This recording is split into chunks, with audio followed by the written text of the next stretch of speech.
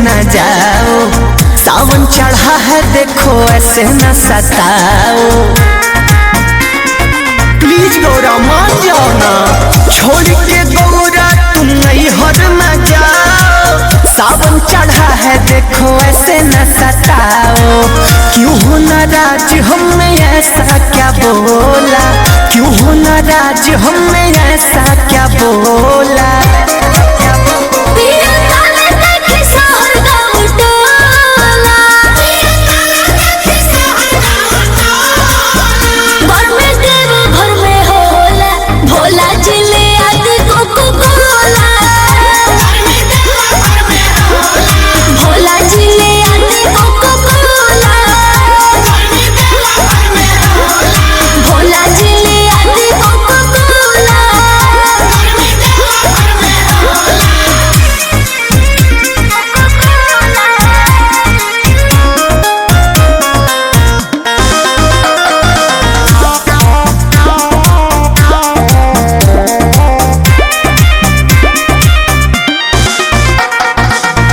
साल बाद सब आए हैं कवरिया, शिवलिंग पर मेरे करने जल ढरिया।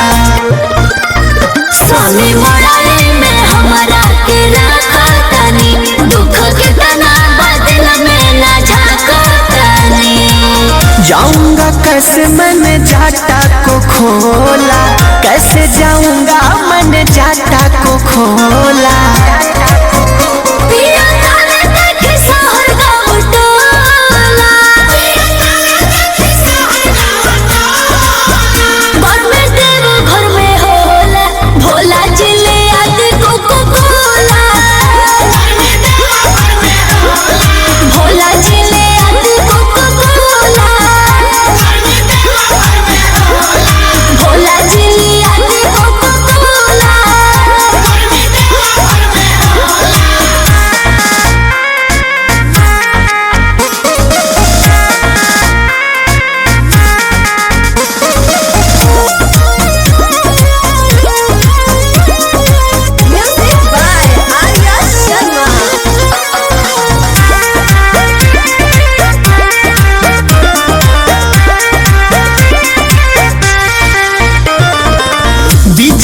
अभी मेरा भक्त सारा आया है, कोई गम का मारा कोई दुख का सताया है।